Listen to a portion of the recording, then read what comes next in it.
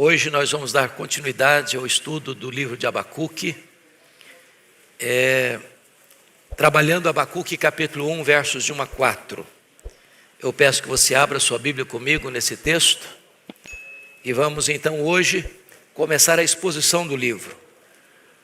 Outrora fizemos a introdução, agora vamos entrar na exposição deste livro dos profetas menores chamado Abacuque. Abacuque capítulo 1, versos de 1 a 4.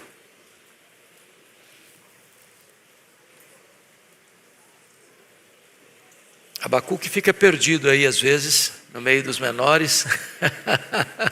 Se ajuda, fica entre Naum e Sofonias. Não sei se ajudou. Na minha Bíblia está na página 799. Não sei aí na sua se também ajuda.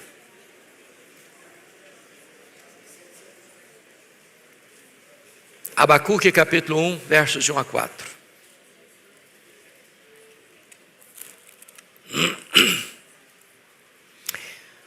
Está escrito o seguinte: sentença revelada ao profeta Abacuque. Até quando, Senhor, clamarei eu, e tu não me escutarás? Gritar-te-ei violência, e não salvarás. Por que me mostras a iniquidade e me fazes ver a opressão? Pois a destruição e a violência estão diante de mim. Há contendas e o litígio se suscita. Por esta causa a lei se afrouxa e a justiça nunca se manifesta. Porque o perverso cerca o justo, a justiça é torcida. Eu quero conversar com vocês sobre o tema um homem em crise com Deus e com os homens. Um homem em crise com Deus e com os homens. Quando eu leio o livro do profeta Abacuque, concluo que Abacuque ainda hoje está nas ruas, está nas universidades, está nos parlamentos, está nas cortes, está na grande mídia, está dentro do nosso coração. Porque as angústias deste homem são as nossas angústias. Os dilemas deste homem são os dilemas do homem contemporâneo. As crises que ele vive são as crises enfrentadas nas ruas, nas discussões universitárias, entre os juristas, por que não dizer nas cortes mais egrégias do país. Os dilemas que ele vive são os dilemas dos parlamentares, mas sobretudo são os dilemas do seu, do meu, do nosso coração. E eu queria, à guisa de introdução, destacar 3 pontos antes de entrar na exposição. Primeiro, os desobedientes, os rebeldes, os que estão na contramão da orientação de Deus, certamente colherão um dia seus frutos amargos. Nem sempre Deus pune o transgressor no ato da sua transgressão. E alguns acham que, por terem escapado dos seus crimes quando os praticaram, poderão continuar nos seus crimes sem ser apanhados, ou pelas mãos da justiça humana, ou pelas mãos da justiça divina. O fato de Deus nem sempre sentenciar o pecador no ato do seu pecado, não significa, entretanto, dizer que essas pessoas escaparão, que elas não colherão os frutos da sua semeadura insensata. O que está acontecendo aqui é exatamente isso. A nação está assodadamente pisando no acelerador rumo à corrupção, à violência, à injustiça, à maldade, achando que está tudo bem, achando que nada acontecerá com eles, achando que a mão de Deus não os apanhará e que o tribunal de Deus não os julgará. Mas enquanto eles estão concentrados em pecar, Deus está concentrado em trazer a Babilônia para ser o chicote da sua disciplina ao seu próprio povo. Segundo ponto de introdução: os líderes insensatos são maldição para a nação e não bênção para o povo. Irmãos amados, há uma estreita correlação, biblicamente e historicamente, entre a liderança e o povo. A Bíblia já diz isso. Quando o justo governa, o povo se alegra. Mas quando o ímpio governa, o povo geme. Sempre que se levantou um rei ímpio, mau, perverso, injusto em Israel ou em Judá, a nação sofreu as consequências. Nós não estamos falando mais de Israel, ou seja, não estamos falando mais das 10 tribos do norte. Essas 10 tribos já tiveram o seu destino lavrado.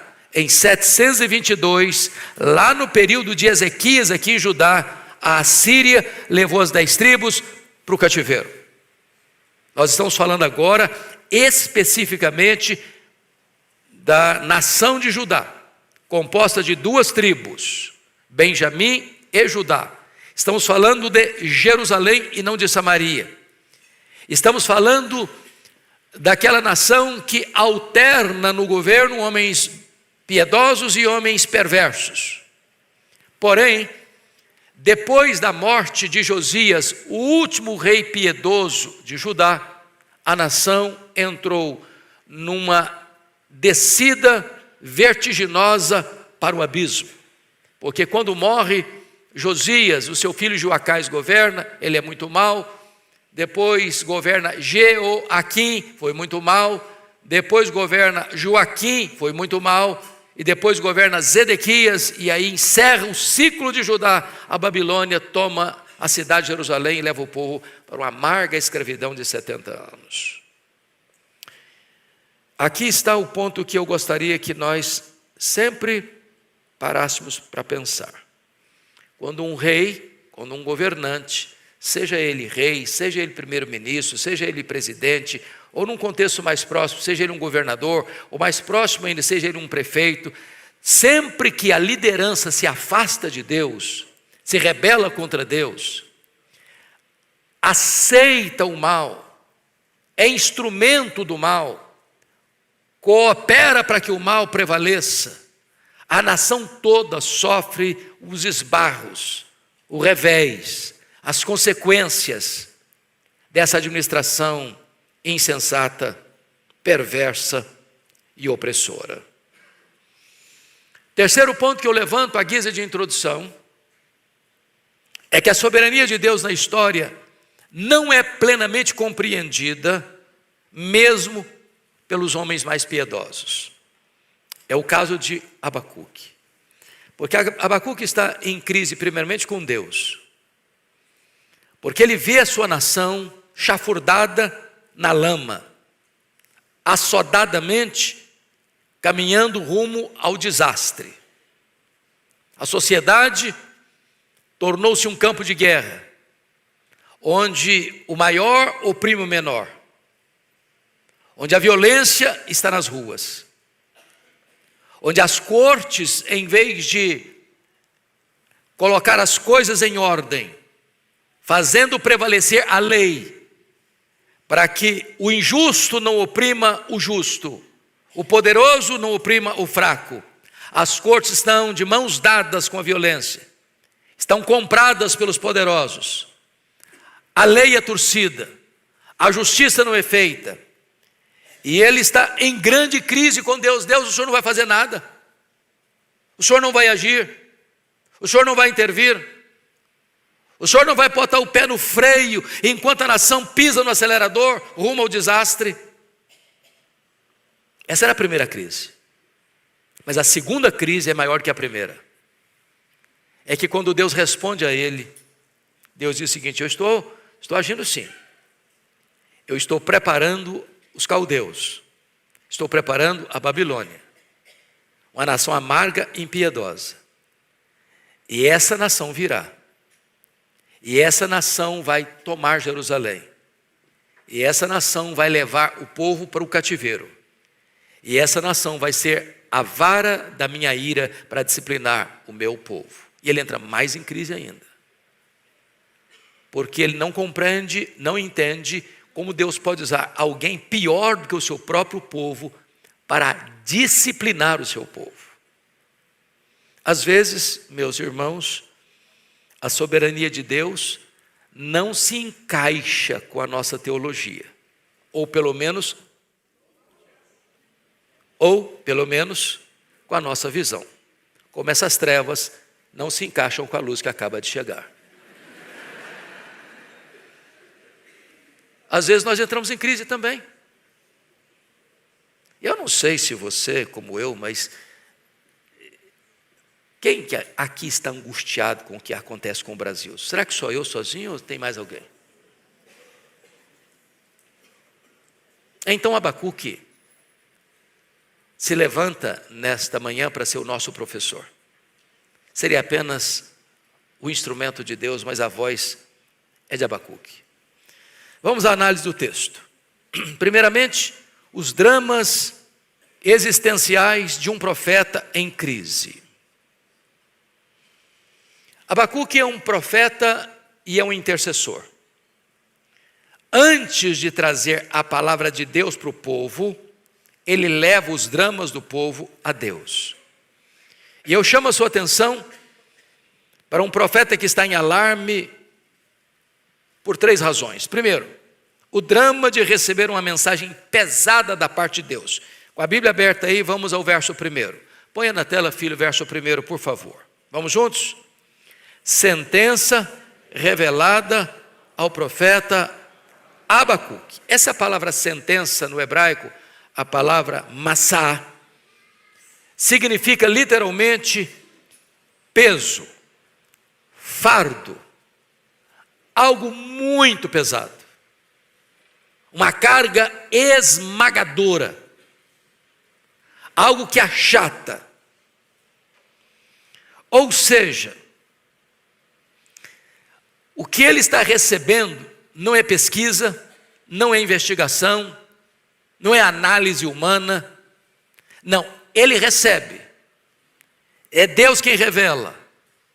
É Deus quem abre as comportas do céu e diz: é isso que você vai pregar. É isso que você vai anunciar. E quando ele ouve o que Deus tem para falar, ele não pode entender outra coisa senão uma sentença pesada, que vem de Deus, à sua nação. Que nação? A nação do pacto. O povo da aliança.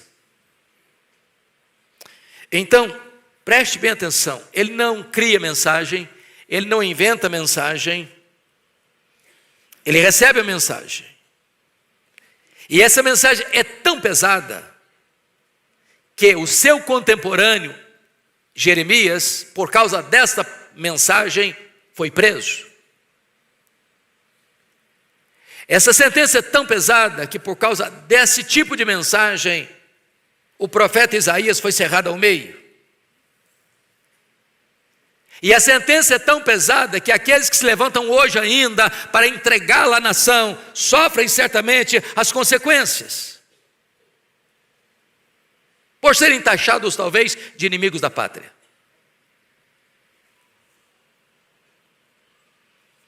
O segundo drama que ele vive é o drama de não ter suas orações respondidas por Deus. Vamos ler o versículo 2, se possível ponha na tela para toda a igreja acompanhar comigo. Vamos juntos? Até quando, Senhor, clamarei eu, e tu não escutarás? Gritar-te-ei violência, e não salvarás. Então a oração de Abacuque foi feita, ou é fruto de uma reação à desolada situação do seu povo. Ele está gritando, e esse até quando é um grito de desespero. Jesus, Deus, eu estou falando, eu estou vendo, a coisa está acontecendo, está aí, nos noticiários. As mídias sociais estão aí divulgando todo dia, toda hora. Não é uma coisa escondida, não é uma coisa velada, não. A coisa vazou, a coisa está aí despejando em catadupas. As informações são terríveis, a realidade é pior ainda. O que está nos bastidores talvez ainda é mais terrível do que já está revelado. E o senhor não vai fazer nada? O senhor não vai agir? O senhor não está ouvindo, não? O senhor não está vendo, não? E o que ele está vendo? Primeiramente, os justos oprimidos. Olha o versículo 4 comigo. Por esta causa a lei se afrouxa, a justiça nunca se manifesta, o perverso cerca o justo, a justiça é torcida. O que ele está vendo? Ele está vendo um povo assodado no pecado. Versículo 3, mostras a iniquidade, me fazes ver a opressão. A destruição e a violência estão diante de mim, a contenda, a litígio, o litígio se suscita. O que é que ele está vendo? Ele está vendo idolatria, o capítulo 2, versículo 18. Que aproveita o ídolo, visto que o seu artífice o esculpiu, é imagem de fundição, mestra de mentiras, para que o artífice confie na obra, fazendo ídolos mudos. Ele está vendo os pobres sendo oprimidos. E eu pergunto a vocês, nós estamos vendo a mesma coisa?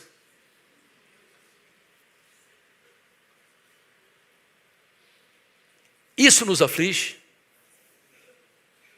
Porque há um grande risco, irmãos, eu não sei se vocês concordam, mas quando a situação é ruim, todo dia tem mais uma informação ruim, aí você acha que vai melhorar, outra informação ruim.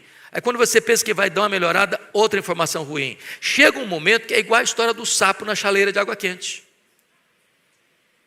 Vocês conhecem essa história? Você joga um sapo dentro de uma chaleira de água, está confortável.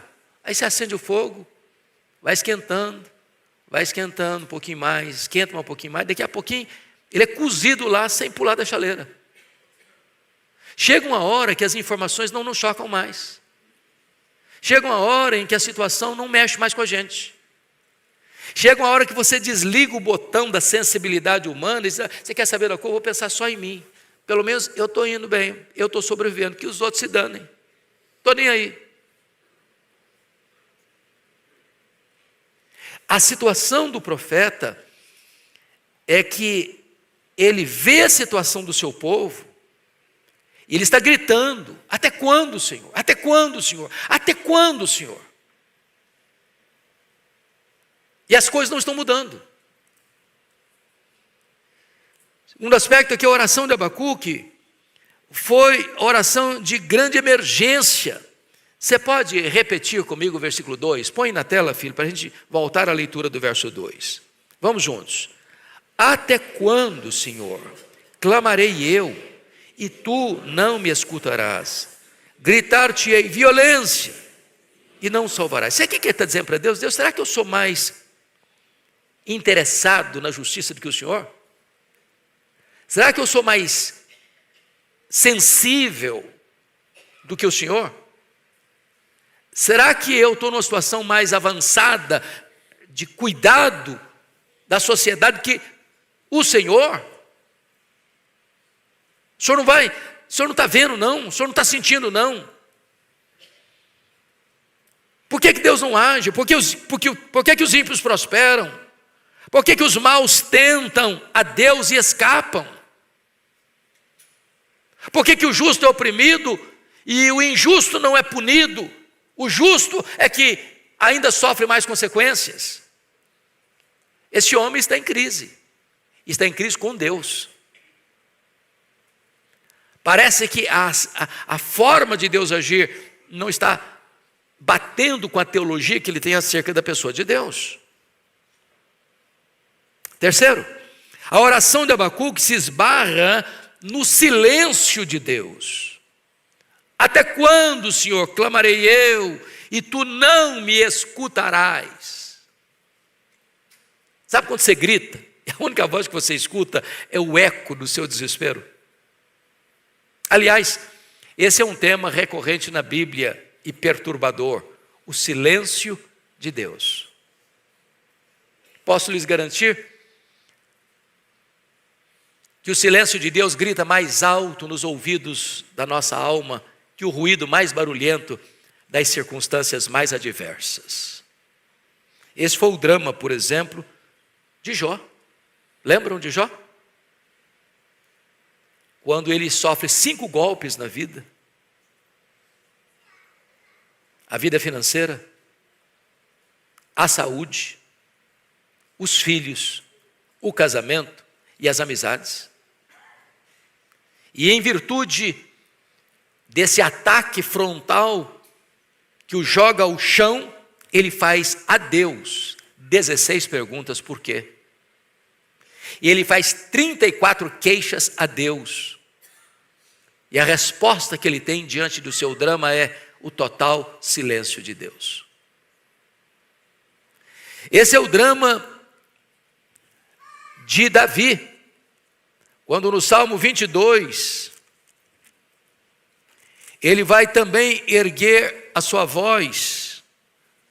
No versículo 2 diz: Deus meu, clamo de dia e não me respondes, também de noite, porém não tenho sossego.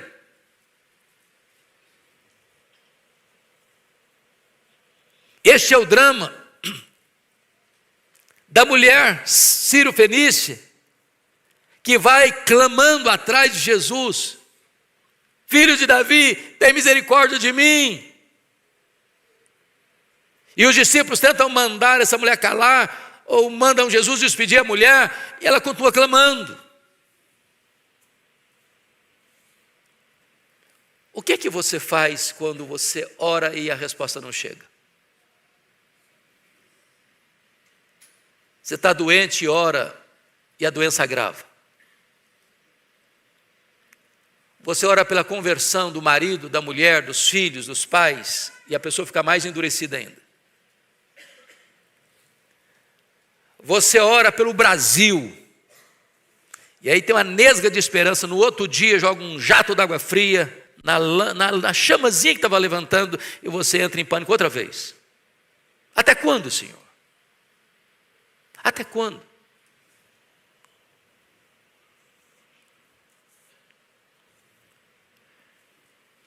Quarto, a oração de Abacuque se esbarra na demora de Deus.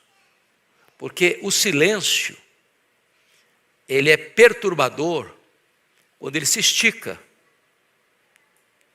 E você espera uma resposta e ela não vem. E você bota uma data para a coisa acontecer e não acontece. A demora. Ele está aflito, como um dia Marta ficou aflita porque Jesus não chegou. Diante de um veemente pedido dela: está enfermo aquele a quem amas e ele não chega. Talvez este é o seu, este é o meu, este é o nosso drama ainda hoje. Mas, terceiro ponto que eu quero levantar é que o drama de Abacuque é o drama de ver sua geração atolando-se no pântano da corrupção. Vamos voltar os nossos olhos para o verso 3. Põe na tela para nós lermos de novo, verso 3. Vamos juntos? Porque me mostras a iniquidade e me fazes ver a opressão, pois a destruição e a violência estão diante de mim, há contendas e o litígio se suscita. Irmãos, a Bíblia é tão incrível que se esse versículo fosse estampado na Folha de São Paulo, no Estadão, no Globo, nos periódicos semanais ou nos telejornais mais vistos no Brasil, diríamos que nós estamos tirando uma radiografia do que está acontecendo hoje, aqui. E o profeta escreveu cerca de 600 anos antes de Cristo. E ele está fazendo uma radiografia, um diagnóstico do que nós estamos vivendo hoje. É por isso que a Bíblia é tão atual.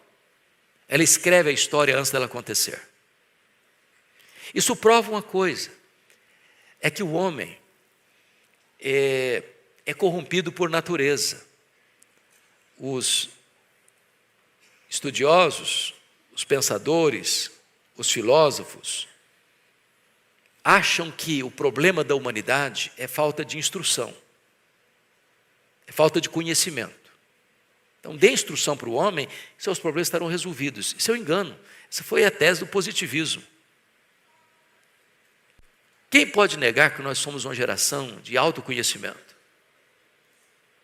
Temos boas universidades, temos gente culta. Quem de nós pode duvidar que o poder legislativo, o executivo e judiciário, com as suas exceções, é claro, esses poderes são ocupados por homens cultos, passaram por boas universidades, granjearam um bom conhecimento? Eles são melhores por isso? São mais éticos por isso? Será que as pessoas só erram porque são ignorantes, analfabetas? Ou as pessoas que alcançaram o pináculo da vida estudantil são melhores moralmente, eticamente mais aprovadas? E aí você começa a perceber que a corrupção está instalada.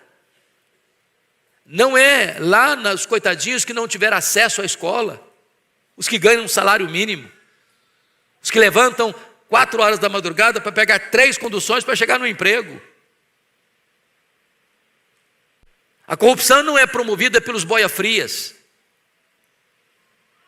Não, é por aqueles que estão no alto comando, os doutores mais afamados, os ricos mais bem articulados,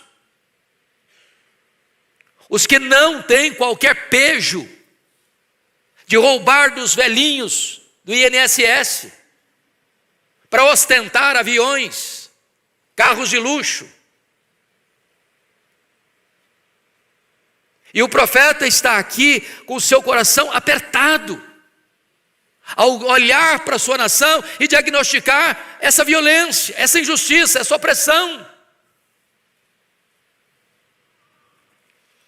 Então, quero levar vocês ao segundo e último ponto desta mensagem, que é a radiografia de uma sociedade decadente, ainda dentro desses 4 versículos que lemos. Em primeiro lugar, uma sociedade decadente, ela é saturada de violência. Olha o verso 2 comigo de novo.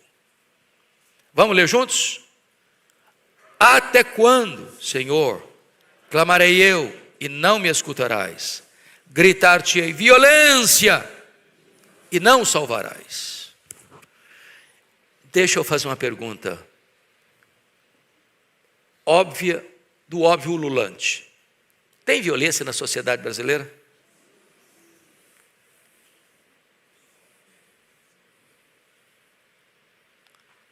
Onde você afirma e fala do crime organizado. A sociedade está desorganizada, mas o crime está organizado. As leis estão frouxas para os maus. Talvez para o justo, o nó está mais apertado ainda.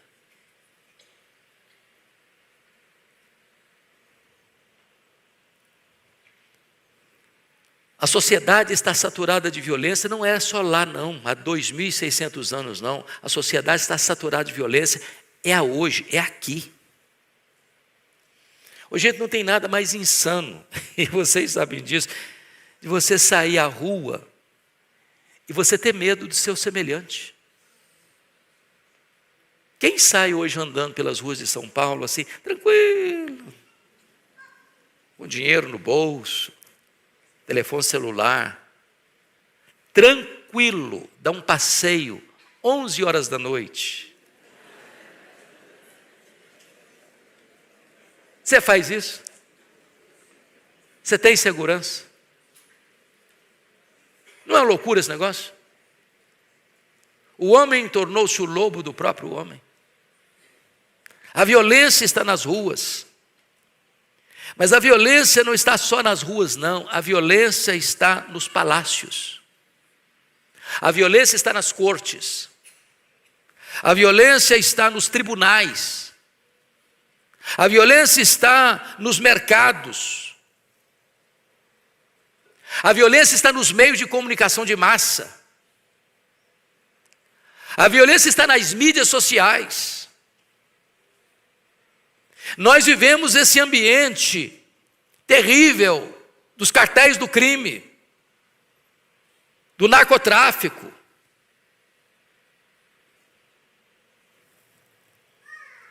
Onde os institutos de violência enfiaram os seus tentáculos em todos os setores da sociedade.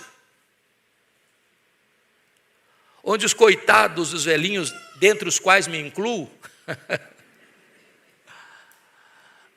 estão sendo saqueados, roubados, por aqueles que deveriam protegê-los. E você vê as CPIs sendo destampadas e algumas pessoas sendo blindadas. Esse aqui não pode ir, esse aqui não pode ir, esse aqui não pode ir. E onde você vê pessoas multibilionárias tirando o pão da boca do faminto para ostentar o seu luxo. O grande problema é que o profeta Abacuque está vendo essa cena. E ele está vendo essa cena com uma pergunta que o aflige demais. E eu não sei se aflige a você, a mim aflige. E a pergunta dele é: até quando, Senhor, clamarei eu, e tu não escutarás? Gritar-te-ei violência, e não salvarás. E de repente, quando você vê abrir uma portinha de esperança, no outro dia está fechada.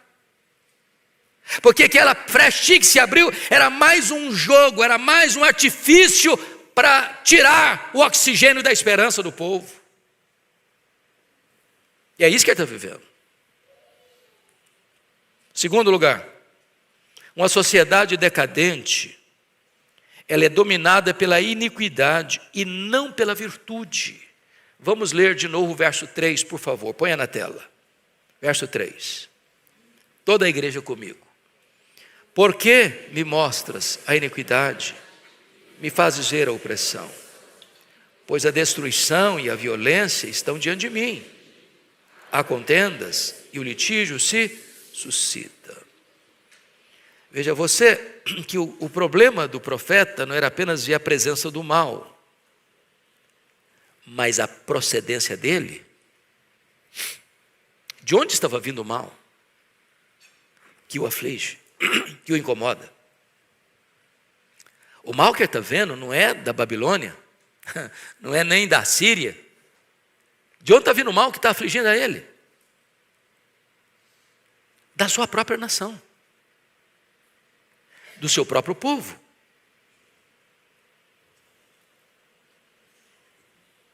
Vinha do povo de Deus. O mal vinha de dentro e não de fora. Talvez aqui, irmãos, nós precisamos tomar um choque ético. Porque, ao mesmo tempo que às vezes se condena o erro de fora, se faz complacência com o erro de dentro. Às vezes a gente fica chocado com os roubos bilionários, mas na hora de fazer justiça com centavos, com troco de padaria, você deixa passar. E às vezes você até pratica.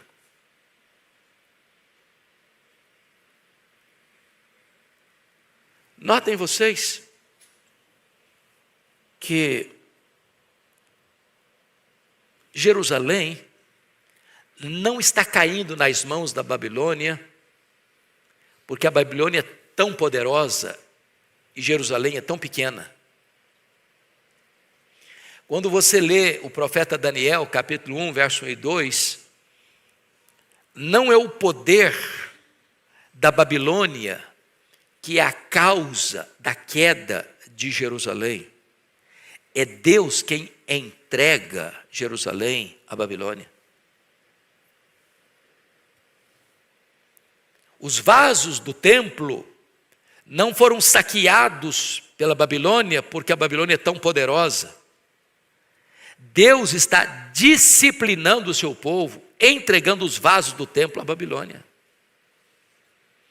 Ou seja, Deus nem sempre acerta as contas com o pecador no ato do seu pecado, mas de Deus não se zomba, porque aquilo que o homem semear, se ele ceifará. Então, pense comigo, por exemplo, na questão do Império Romano.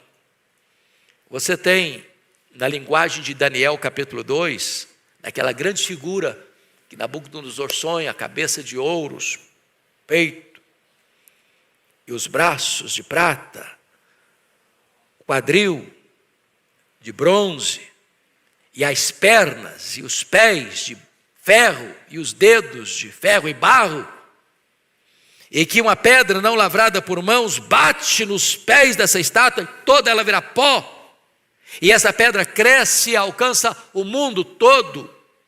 Daniel 2 é uma profecia do que haveria na história da humanidade dos grandes impérios. Primeiro, cabeça de ouro, a Babilônia. Peitoral com os braços de prata, o Império Medo-Persa. Os quadris de bronze, o Império Greco-Macedônio. As pernas de ferro e os pés de ferro e barro, o Império Romano. Agora notem, que o Império Romano tem ferro e tem barro. E porque tem barro, ele é frágil, ele é vulnerável. E os historiadores afirmam isso, que o Império Romano, e não obstante o seu grande poder, ele estava podre por dentro. Podre por dentro. Por isso ele caiu na mão dos bárbaros. O que está acontecendo com Judá? O que está acontecendo com Jerusalém? É o povo de Deus, é o povo da aliança, mas se corrompeu por dentro. Em vez de ser luz para as nações, eles assimilaram os pecados das nações e se corrompeu.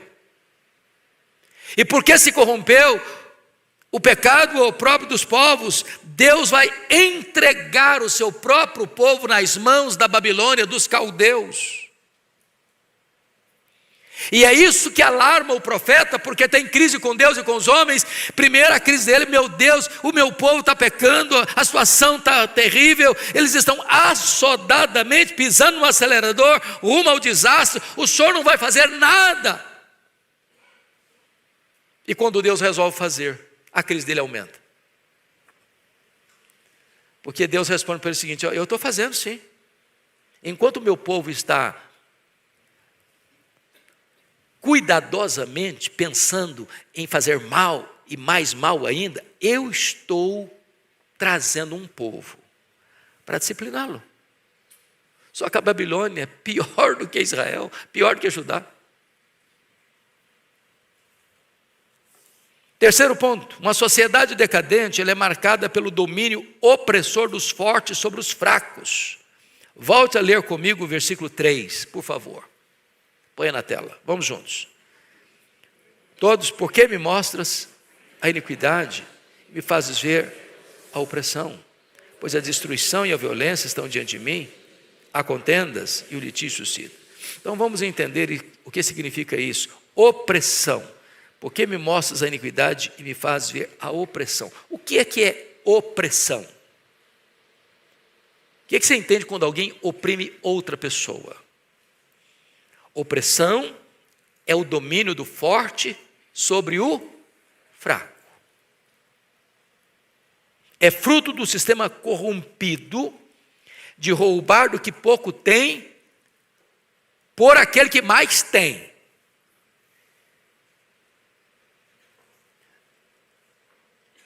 Qualquer semelhança com o roubo do INSS é mera coincidência. Quem roubaram os velhinhos?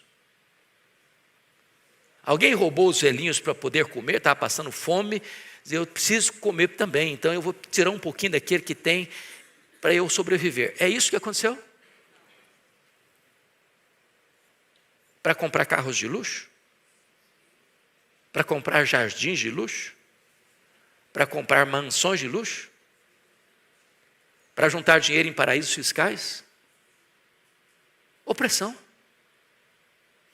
Agora, ainda que a opressão fique sem a justiça dos homens, não ficará certamente sem a justiça divina. Ainda que os opressores não cheguem às barras dos tribunais dos homens, hão de estar diante do tribunal justo de Deus. É isso que o profeta Abacuque está levantando aqui. Quarto lugar, uma sociedade decadente é onde estão presentes os sinais visíveis de destruição. Versículo 3 ainda. Pois a destruição e a violência estão diante de mim. Grife essa expressão, destruição. Eu pergunto a vocês, que tipo de destruição nós estamos vendo? Não só lá na sociedade de Judá, mas na sociedade brasileira ou nas sociedades das nações do mundo. Que tipo de destruição? Destruição de valores. Destruição de marcos absolutos. Destruição de quê? Da família. De princípios. Irmãos, a sociedade hoje não tolera absolutos. Não tolera a verdade absoluta. Nós estamos vivendo hoje numa sociedade rendida à ditadura do relativismo. Me permita aqui uma análise. Aníbal Pereira Reis. Quem já ouviu falar em Aníbal Pereira Reis? Pouca gente. Aníbal Pereira Reis foi um padre convertido a Cristo. Talvez um dos maiores apologetas que o Brasil já conheceu. E este homem afirma uma coisa para mim interessantíssima. Nós ficamos muito chocados com as consequências do pecado, mas não ficamos chocados com as causas. Por exemplo, ficamos chocados hoje com milhões de bebês que morrem no ventre da mãe, ou melhor, que são assassinados no ventre da mãe. Mas não ficamos chocados com a ideologia que está por trás disso.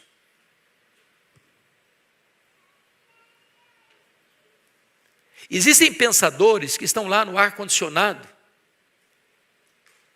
engendrando ideias que, postas em ação, vão trazer desastres para a sociedade. Por exemplo, quando Adolf Hitler defende a tese da superioridade da raça ariana, ele está abrindo um precedente, então, para sacrificar 6 milhões de judeus. A uma raça que ele considerava sub-humana. Então a bomba mais poderosa do mundo não é a bomba de hidrogênio, não é a bomba atômica. A bomba mais poderosa do mundo é a bomba I. É a bomba das ideias. Porque as ideias é que põem em movimento as ações. E as ações mais malignas, tantas vezes. Uma sociedade decadente é onde estão presentes os sinais visíveis de destruição. E às vezes a destruição não é apenas o ato de tirar a vida, ou de oprimir, ou de roubar, é quem está concebendo essas ideias. São os articuladores, que estão vestidos de terno Armani e gravata de seda, que são aplaudidos como heróis. que, pondo em movimento as suas ideias, levam à destruição lá na ponta. Lá na ponta. É por isso que nós temos que nos acautelar com as ideologias. Porque elas desembocam em ações, às vezes, perversas. Quinto ponto. Uma sociedade decadente é marcada por relacionamentos quebrados. Versículo 3, está escrito assim: pois a destruição e a violência estão diante de mim, e há contendas. O que é contenda? Confusão, briga. É uma sociedade não pacificada. É uma sociedade que vive com a corda esticada. É uma sociedade onde você olha o outro como lobo. O homem é o lobo do próprio homem. Onde você anda pelas ruas de São Paulo, nas outras cidades do Brasil e do mundo, e você fica olhando para trás, olha para trás, do lado, você está desconfiado. Você tem medo. Onde você sai de uma agência bancária, onde você vai pagar um boleto e sai com medo.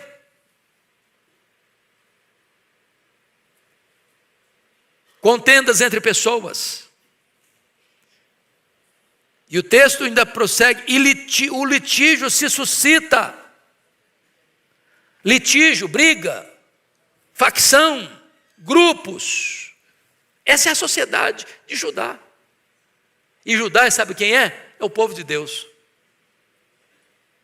Numa linguagem nossa, a igreja. É terrível, meus irmãos, quando aqueles que deveriam ser luz para as nações copiam o mundo, imitam o mundo e são condenados com o mundo. Essa era a situação que Abacuque vivia naquele tempo. Sexto ponto. Uma sociedade decadente é onde a impunidade prevalece. Verso 4, parte A. Por esta causa a lei se afrouxa. Como assim a lei se afrouxa? A lei é lei. A lei não tem contornos. A lei não pode ser dura com um e complacente com o outro. A lei não pode ter dois pesos e duas medidas. É por isso que você vai ver lá em Brasília, em frente ao Supremo Tribunal Federal, um emblema da justiça. E qual é? É uma mulher. Como assim?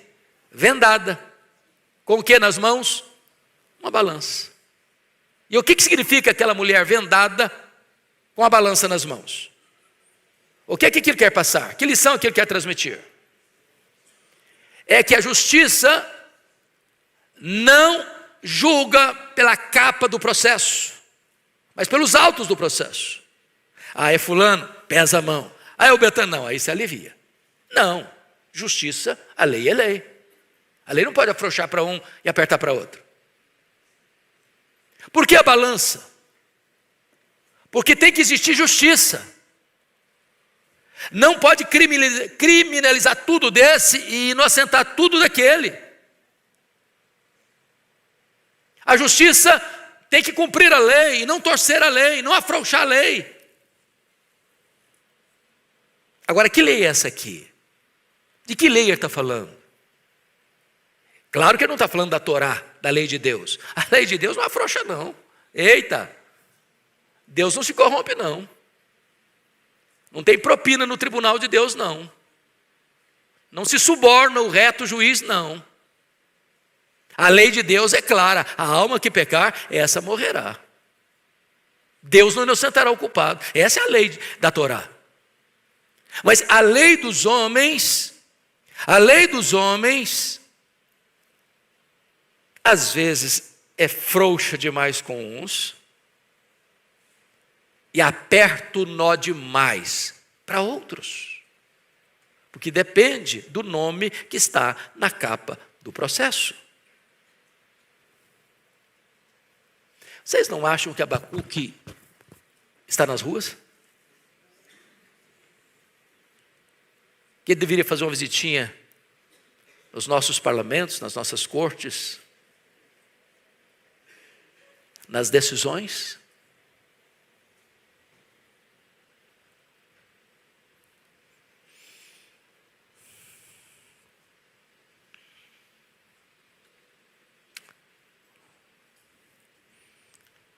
Quando eu fico olhando o cenário brasileiro, tão doloroso, eu não sei quanto a vocês, se isso aflige, porque às vezes a pessoa desliga também o botão da sensibilidade, né, para viver. De vez em quando eu estou lá em casa, e eu me pego olhando as notícias, a minha esposa chega e me dá uma bronca. Eu falei, para de ver isso. Eu sei que ela está dizendo para mim, está certo. Para de ver isso. Chega. Às vezes a bronca é desse jeito mesmo. Só acontece lá em casa, os maridos aqui nunca enfrentam isso, com certeza.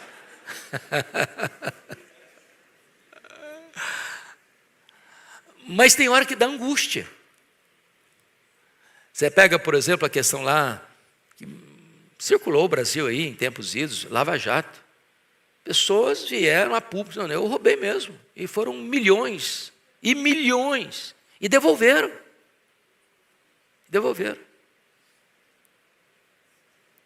Está quase todo mundo hoje sem nenhum problema mais.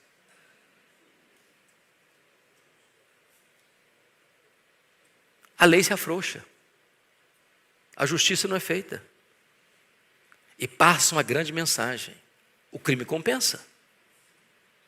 Essa era a sociedade de Judá. Não estou falando do Brasil não, gente. Estou falando de Judá. Tá? 7º lugar. Uma sociedade decadente é marcada por um poder judiciário impotente e corrompido. Versículo 4. Põe na tela para lermos, por favor. Vamos juntos? Por esta causa, a lei se afrouxa e a justiça nunca se manifesta. Porque o perverso cerca o justo. A justiça é torcida. A justiça nunca se manifesta. Isso é doloroso demais, não é não?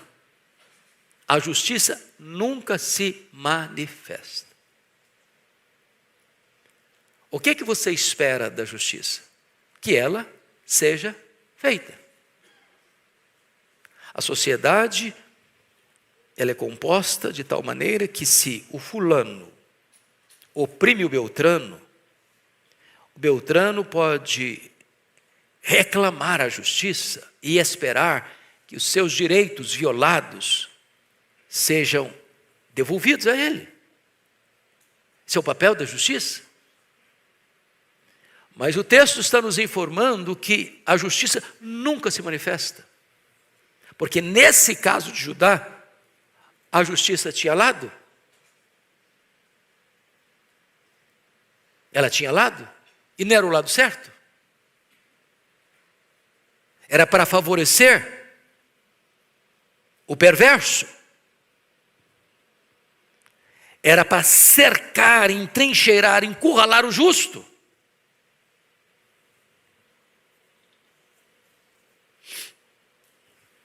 Oitavo lugar.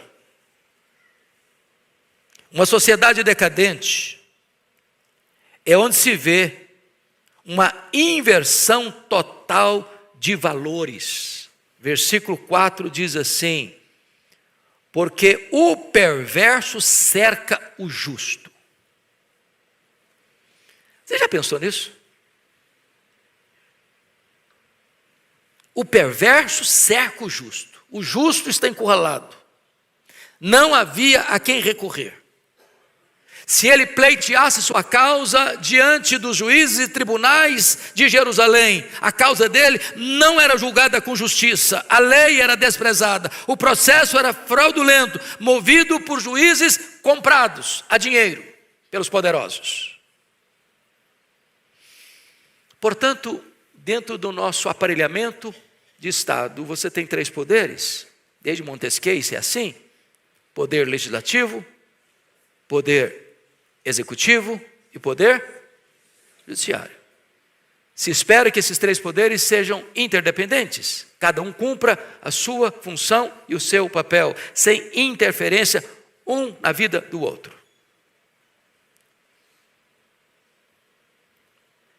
Agora, o poder que precisa ser o grande moderador, para que não haja excessos daqui, nem excessos de lá, é o poder judiciário. Ele põe os pingos nos is.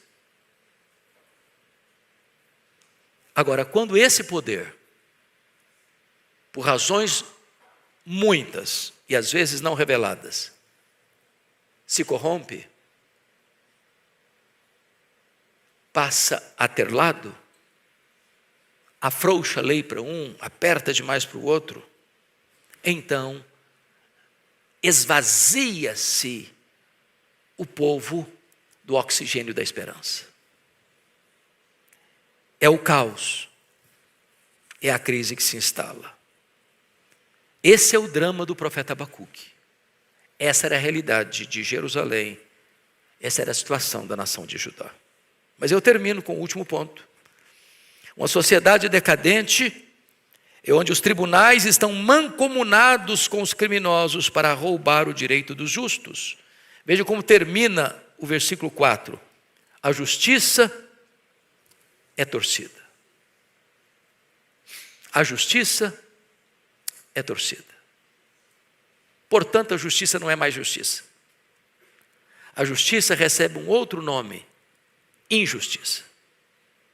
Porque a lei se afrouxou para uns, apertou demais para os outros. E as decisões dos tribunais eram contrárias à lei, pois os juízes estavam de mãos dadas com os poderosos para oprimir os fracos. Esse foi o pecado, meus irmãos, que colapsou o reino do norte, as 10 tribos do norte, Israel, e este foi o pecado que colapsou o reino do sul, Judá, Jerusalém. Concluo com 3 aplicações muito breves. Primeiro, não fique indiferente ao caráter moral e espiritual do tempo em que você vive. Às vezes a gente tenta blindar a gente mesmo. Eu não vou ver mais nada. Eu não vou assistir mais nada. Eu já não consigo mais ver os jornais televisivos. Eu já não consigo mais ver, então, as mídias sociais. Eu não quero ver mais nada, porque eu não quero mais sofrer. Eu vou me isolar, eu vou virar um avestruz que vou enfiar a cabeça na areia. Vou achar que está tudo bem. Às vezes a gente é tentado a fazer isso. Mas cuidado para você não ficar insensível, impassivo, diante daquilo que está ocorrendo diante dos seus olhos na sociedade onde você está estabelecido. Esse é o primeiro alerta de Deus. Segundo alerta: leve os problemas da sua nação a Deus em oração. Foi o que Abacuque fez. Ele é um profeta de Deus, ele é um patriota. Ele ama a sua nação. Ele está incomodado com os pecados da sua nação. E ele não é um ativista político. Ele nem é um ativista social. Ele não anda com cartazes na rua, abaixa a Babilônia. Não. Ele é um intercessor. Ele é um profeta. Ele é um homem de Deus. Ele sabe que há momentos em que a nação está tão corrompida que ela não tem a solução para ela mesma. Precisa buscar do alto, precisa buscar de Deus. E é isso que esse profeta faz. Ele coloca a sua nação diante de Deus em oração. Terceiro e último ponto da minha aplicação: nunca perca a confiança.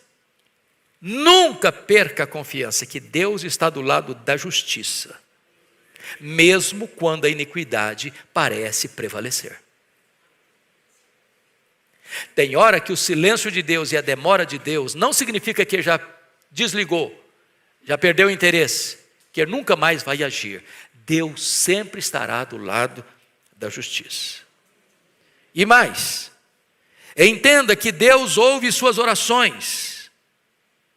mesmo quando ele demora em respondê-las, ou até parece que está indeferindo-as, creia que Deus responde a sua oração. O povo de Deus é um povo intercessor. E o povo de Deus nunca perde a esperança. Porque quando os recursos humanos acabam, os de Deus estão ainda total e plenamente disponíveis. Que Deus renove a nossa esperança nesta manhã. Há esperança para nós. E ela não está nos homens. Ela está em Deus. Vamos ficar em pé e vamos orar.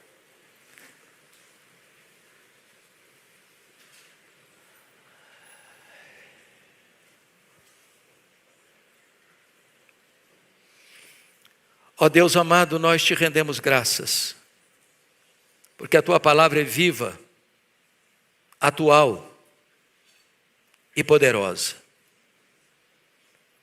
Tu escreves a história antes mesmo dela acontecer.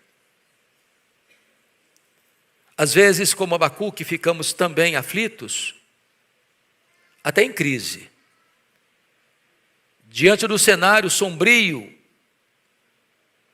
que olhamos e vemos na nação brasileira. Como Abacuque estava em crise quando olhava o cenário da nação de Judá. Às vezes, o que vemos é o mal prevalecer. É a injustiça erguer sua fronte cavernosa. Mas Deus, nós cremos que Tu és soberano. Nós cremos que Tu és o Deus que faz a justiça prevalecer. Porque Tu és o Deus que dá vida, o Deus que tira a vida, o Deus que exalta, o Deus que humilha, o Deus que põe no trono, o Deus que tira do trono. O Deus que governa o universo, as nações, a igreja, a nossa vida. Então Deus, nesta manhã, renova a esperança no nosso coração. A confiança de que não importa a circunstância, Tu estás no trono e tem as rédeas da história em Tuas mãos. Ó Deus, nós clamamos pela nação brasileira. Nós clamamos pela Tua manifestação neste país. Tenha misericórdia de nós. Assiste-nos e socorre-nos. É a nossa súplica, em nome de Jesus. Amém.